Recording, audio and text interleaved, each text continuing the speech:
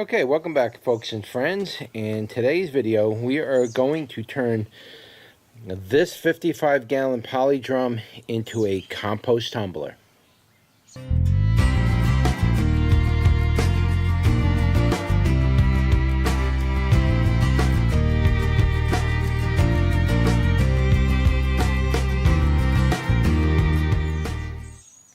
Okay, so we're going to take this 55-gallon drum and we're going to turn this into a compost tumbler. And basically, it's a very easy design. The design that I came up with for this is going to be very simple and very easy for you to use. And there's going to be very minimal amount of material needed. Now, this drum, you can pretty much pick those up on eBay for, I forgot, I paid $10 or $15 a drum for this. And if you're very savvy and you know where to get these drums, you can probably get them for free. Most food suppliers, restaurant suppliers, things like that will use these drums for food grade stuff, maybe syrups and things like that. They throw the drums out when they're done because there's really no use for them. And so there are people who collect those drums and they sell them on eBay. So I bought like 10 drums or something like that, and I paid 10 bucks a piece something, and the shipping was like $200, believe it or not, because it had to come in commercial freight. So the shipping's what cost the money. But if you're savvy enough, you can find these drums either free, or you can find these on eBay, or if I could find some links on Amazon, I will give you links to these drums on Amazon, as well as some of the other hardware you're going to need to actually do this. So you'll be able to buy pretty much everything you need off of Amazon to be able to build this build. So one of the first things we got to do with this drum is, well, just to make a note first before we get started. In this particular case, this is a recycled drum. I was using it for rainwater. The barrel froze one year and I got a split in it, but I'm still going to use the drum for composting. There is one of these plugs missing in my particular case, so when you buy these drums, they should come with both plugs in them. If not, you're going to have to try to figure something out and put, you know, some kind of a plug in it. But they should come with the plugs in it. Make sure you ask for that, because you don't want to assume that and then get them without the plugs and you're all mad and you're mad at me. Okay, but the other problem here in my case is that this drum split right there at the seam. No big deal, guys. This also has a hole in the bottom because I had piping coming out of it, so I got to plug that up too. No big deal. We can still do the video. Let's get started. Let's mark this out and cut it open and see what it looks like. Okay, so I marked out the door. This door is roughly going to be 12 inches. There's like 2 seams here. I'm just staying within the seams. So the door is roughly going to be a 12 by 12 door. I wouldn't make the door too much bigger than that, because it's just going to be not, you know, too much weight when it's upside down might cause it to break. So we're going to keep this door around this size here, just so you know. I'm going to cut that with my circular saw right there, and I already started cutting it here just to make sure it'll go through, and it will cut it no problem. Okay, so now the door is cut and we cleaned it up. You want to make sure you take off all the burrs. So the next thing you're going to want to do is cut 4 pieces of whatever it is you want to use. I'm using 2x3 or 2x4 in this case. You can use that. If you feel that that might rot and you know, then you want to use something else, and feel free to use whatever you want. But you want to make sure that it's high enough to be able to cause the material that's inside of there to catch on it and kind of rotate around the top and then flop down. You know what I'm saying? You want it to kind of go up and then flop. That's the idea of, that's all these do. If you don't have these in here, what will happen inside the drum is everything will begin to slide inside of there because it's smooth. So there's nothing to catch it and cause it to tumble and flip. So once it starts getting broken down and material, the dirt or the material in there will begin to slide, and it won't be effective. You need to be able to tumble. That's why they call it a compost tumbler. You need to tumble. That's what makes a compost happen real fast. So we need to cut 4 pieces. In my case, I'm using the 2x3. We need to cut 4 pieces of 2x3. You want to roughly mark the center like I did there, and then we want to take that and attach it to the inside of the drum. I marked it right there, and there's a mark right here. So you want to roughly get it on the inside. You want to make sure you leave enough of this pass here. We're going to mount those perpendicular to each other. So one here, then one 90 degrees on the bottom, then one on the side, and one over here, like a T on the end of each T. So we want to make sure we got those 4 pieces cut and put in, and we're going to screw those in. As far as the screws go, these are the kind of screws I'm using. You could pretty much use whatever screws you want. I don't recommend using sheetrock screws, but I like to use these kind of screws.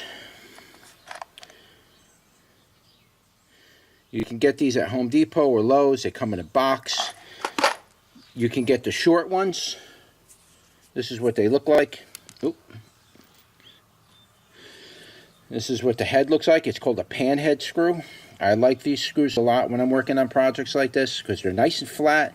They don't protrude out. They're galvanized, and it's got a nice finish when they're done. They're not like a sheetrock screw doesn't really want to finish nice. These are locked down things. So I like these. You can get these in 3/4 of an inch, which is what these are.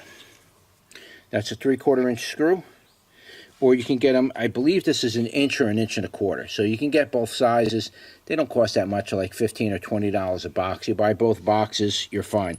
Me, I'm using what I have in stock. So those are the screws that you want to use. You got the wood we're going to cut. Let's screw that in there. We'll take a look at what it looks like once it's done. Okay, so the wood's all in. We're good to the wood. We got these extra pieces. And so the next thing we need to do is start working on the door and around the door, which isn't a big deal, but I'm trying to design something that'll work pretty good, pretty solid, and yet it'll be durable as well as pretty easy for you to build as well. So what I've been working on with the door is I use these plates. Okay, these are called stud guards. These are generally what they use in air conditioning to put down on studs where your air conditioning duct passes through a wall. You have to nail that to a stud so the sheetrockers don't put screws in your ductwork. So these are for ductwork. You can get these for plumbing, and they're a lot thinner. These are full width 2x4, I believe. See how they cover pretty much the whole 2x4. So these are the wide ones, and that's what I'm using here. You don't have to use this. You can use pretty much anything you want. You just want to create enough of a flange on here so you can get your material out once it's done, plus put material in it. So what I did is I'm bending these to the shape. I can't do it with one hand, but I'm bending those basically to the shape of the barrel, and then I slide them in here and I screw them in. Simple as that. These screws, now that I'm working with them a little bit, they're probably okay for now, but I would highly recommend using rivets, maybe aluminum rivets or stainless steel rivets. I'm going to eventually pull most of these screws out and convert over to rivets. So just keep that in mind. I don't have a rivet gun right now, but when I get one, it's as easy as pulling the screw out. Just run your drill through it to make sure it's clear. Put your rivet size in there that you're using. Pop the rivet in, you're done. All right, so that's the next thing we're doing now, is working on the flange for the door. And one of the other things I have to do in order for me to do that is I also have to mount the hinges. So really buy any kind of hinges you want. I had these in the shop, so we're just using the hinges that I had. So basically they're just regular barn door type shape hinges, and I'm going to screw those in with more screws, but just for the sake of video, we're trying to get these lined up. So you got to make sure when you put these hinges on, you set them back a little bit. So when you put your door on, your hinges are not going to be, you know, they're not going to, that way when you open your door, it opens and closes without it. You'll see. Just make sure you set your hinges back a little bit. Don't put this, let me see here if you can see this. I probably can't even see me. The sun is so bright today. You don't want to put this piece right where the groove is like you would normally do for a hinge. You want to set these back a little bit in this case, so when you shut it, your door lines up nice. Okay, so the next thing we're going to do is finish this metal frame off on the inside here for the lip. And basically with this, I'm just going to take a piece on the side like this, I can't do it with one hand because I'll cut my fingers open with this. It's metal that we're working with. I'm going to slide that across. I'm going to remove that one screw, pop that across, put this one piece in here. I'm going to fold another piece, and I'm going to screw it all up and then put the door on, and then we'll come back and I'll show you the final touches to the barrel. We don't have much more on the barrel to do. I'm going to show you how I'm going to secure the door. I have a plan for that, though I am planning a kind of a door hinge design, but I don't want to because this barrel has multi-use purposes and ways to deal with it. I'm going to get into that once this thing's done and complete. We'll demonstrate a few of the options why I designed it the way I did. Let's finish this barrel up and then let's get into the framework to spin the barrel. Okay, so we got the door on. Door's all good to go. I do plan on drilling a couple holes in here, but I'm not going to do that now. So the door opens, as you can see, and you can reach your hand in there and do whatever it is you want to do. Alright, so we're going to go to the next step, and we are going to build the frame for it to roll it on, and pretty much that's it. Now, I was going to plan to put a piece of wood on the back of this, like an X here, like that, so you got something to grab and pull and turn. But we'll see how it turns with some weight in it, because we're going to put some weight in here and some scraps and woods, and we're going to test it out. And if I need it then I'll add it. But up until that point, I really don't think I'm going to need it. So we'll see how that goes. And if I decide that I want to add that, then we'll put that in there at the end of the video. So what we're going to do to keep the door shut is we're just going to use 2 bungee cords. I'll put them on there once I build the frame. I'll show you how I'm going to build the frame and how I set it up. But we're just going to use the bungee doors to keep this shut. Bungee cords to keep the door shut. And that's good enough. And we'll tumble and we'll see how it all works. And we'll go over some of the other details, and that'll be pretty much it. But let's build that frame next. Okay, so that's it. There it is. That's a completed compost tumbler. Okay, so let's take a look at it. So the way I set it up, again, I have a hole here that I got to plug up. This is a used barrel, and I kind of struggled with it a little because the barrel was a little bit deformed here because of this right there. And you can see it caused me some issues as far as trying to get it straight. The barrel got a little bit deformed, so it did make things a little bit difficult. But if you get a new barrel and you're working with a new barrel, you shouldn't have as many problems. Now, one thing to note with this, there's a lip on here. And this lip caused me a little bit of trouble. I had to reset those wheels a couple times until I got it close enough to where I'd like it. I'd like to push this up into the inside a little bit more, but the thing is that this groove right here locks it in place. That's what keeps this thing staying on the rollers rather than falling off. So, for example, let's give this a spin. See, it stays on the rollers. It is kind of hitting a little bit on the bottom over here, a little bit. So the wheels, it turns out that the wheels are a little smaller than I liked to have had for this. So if you're going to buy wheels for this, make sure you buy wheels that are going to be a little larger than what I used here. So let's take a look at the wheels. And these are the wheels I used, okay? These wheels are probably 1 3/4 inches, maybe 2 inches from, diameter. I wouldn't recommend using that. I'd probably say go to a bigger wheel, maybe a 3-inch wheel on both sides, and spread them out a little bit more, but you'll get more height from where the bottom of the barrel is than this. So it needs to come up a little bit, but these wheels are small. I basically built this out of everything that I had around here. I didn't buy anything for this. So I would say go with the bigger wheels. That's the only difference. The other thing too is this last set of casters. You're going to want to make sure it's towards the end of one of these boards. You're going to want to make sure it's close to one side so that lip kind of hangs past that wood, just in case it's in the way. That way you don't have a problem with it where it's going to be riding in that track. Now, the good thing about it, as you can see, is if I want to move this compost tumbler, I could just simply lift the barrel up the way I did, take my tumbler like this, and just kick it away, let it go. And that's how I can move that thing so easily without me doing anything with it. So if you want to be able to make a tumbler that's not going to be too much of a problem for you to move, this is the best way to do it. Now, the other option you have is These two boards, if you don't line them up, not just right, but if you don't line them up good, it'll kind of go off balance a little bit. You got to kind of line them up. I find that somewhere around between 32 and 33 inches center to center is good for it. That seems to work pretty good. Again, those wheels in the front are going to be riding in that groove, and the wheels in the back are generally going to be riding on the round part of the drum. I'm going to talk about that drum in a minute. I will wheel that back up. Now, as you can see, if I need to move it, all I got to do is drop the barrel, roll it away, pick these two pieces up, and we're gone. Most conventional compost tumblers, you pretty much have to move the whole thing with the frame, and they're very cumbersome if you ask me.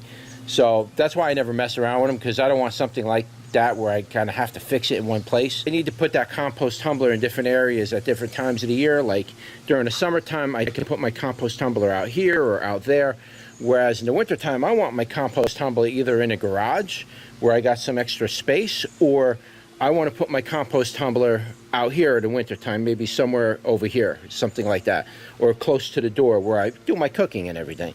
And then that way, you know, when I'm done cooking, I don't have to walk all the way out in, you know, sub-zero weather to go throw my scraps out. I want to be able to do stuff pretty easily, because the easier you make life for yourself, the more likely and more successful you'll be on using, you know, whatever it is that you're using in life. You just want to make things easier, not harder for yourself. So, it's as simple as just, you know, just roll a barrel back out like that. Now, the only disadvantage of leaving just those two wooden things the way they are is if you leave them like this and you move them, they can become a problem trying to set them back up. Not problem, but I mean, you got to stop, and, you know, I can't do all this one-handed. Like, for example, I could do everything here one-handed with a camera in my hand and still put this thing on here, but the thing is, I'm going to flip one of these boards over. The answer to that solution is to just screw, you know, just screw a 2x4 across here, or a piece of wood across that, and a piece of wood across the back, and you're done. That's all you need to do, just to keep it together, but you don't have to do that. I didn't do that. I tried to make this tumbler as simple as possible. You can build this thing in a couple hours, and you're rocking and rolling. So wait, let's get this thing back on here.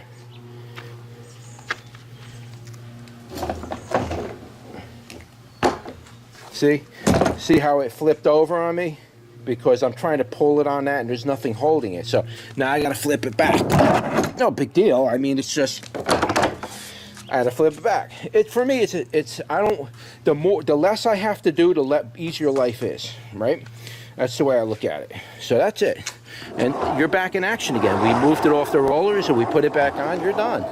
Now, as far as getting access to it, let's take a look at the access.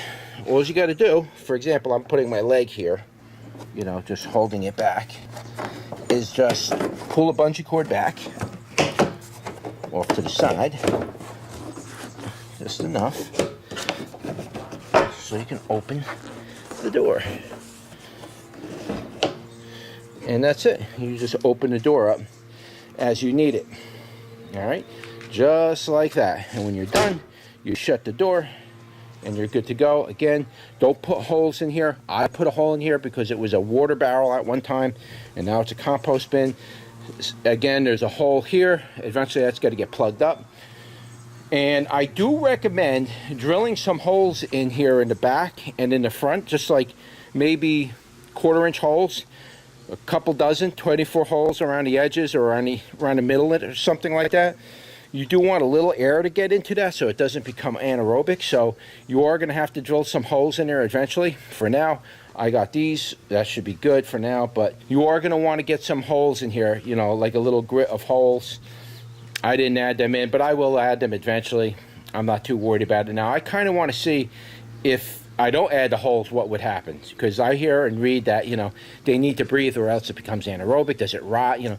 So I'm kind of curious to see it for myself, and eventually, yeah, I'm going to pop the holes in it. Really, the only other thing you can do to this to really modify it is you can get cinder blocks and put them underneath here and raise this whole thing up to the height of like what a wheelbarrow is. So when you're ready for it to empty, all you got to do is spin your tumbler, pull your wheelbarrow underneath, and this should be wide enough for you to get a wheelbarrow under it. If not, you can spread them a little bit more. I may have to add that wood, because without that wood, this thing kind of rocks a little. You know, I use old wood too, by the way. I might do an update video to this in the future. Once things get rolling, I get some food in there, some scraps. I might update the wheels. I might raise up. So there's a bunch of things I may do. So we'll do an update video later on down the year. We'll give you an idea on how it works. But yeah, build one of these. If you can get the barrels and you can get these basic things that I showed you, build it. What are you waiting for? I mean, it's as easy as doing it that way. I mean those compost tumblers you see online, which are good. They're good tumblers and they're fine. But they're like anywhere between $200 and I've seen them as much as $800, $1,000 for those tumblers. And here we just built this thing. Like I told you, you can get this. You can get these on eBay for $10 if you buy quantity. I bought them 10 at a time because I was using them for rain barrels. But you might have to pay $15 or $25 for a single one. And then you got the freight. So you can generally, however you get these barrels, you could either get them free or you can go online and buy them pretty cheaply delivered. So that's the one thing. The 4 wheels, what is that going to cost you? Maybe $10 for the 4 wheels to combined, maybe $15, depending on the type of wheel you buy. No, you don't need nothing fancy or expensive. You need 2 bungee cords, roughly like this. That'll probably cost you another, what, $3, something like that. So figure something for that. And then 2 2x3s. And you don't even need 2x4s. 2x3s for the inside. And then you need a box of screws.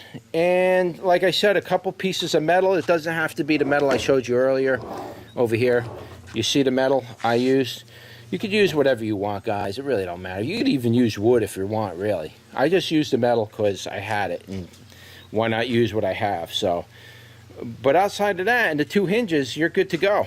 Is this wood, when you put this wood in here, don't put screws all the way down the end. With this barrel curves like this, it's only flat in the middle. So when you put a piece of wood in here, there's a huge space on the inside of this thing here. So you either have to add a spacer or just screw it to the inside in the middle and just leave the rest of it alone. You know, there's a big space back here. Don't try to screw the whole thing down because it's going to really distort the barrel a lot. And you don't want to do that because now it's not going to roll on the rollers right. All right, so you can see how easy it is to set this up. And when you're ready to close this thing up like this, just shut the lid. Kind of hard to do with one hand because this bungee is tight.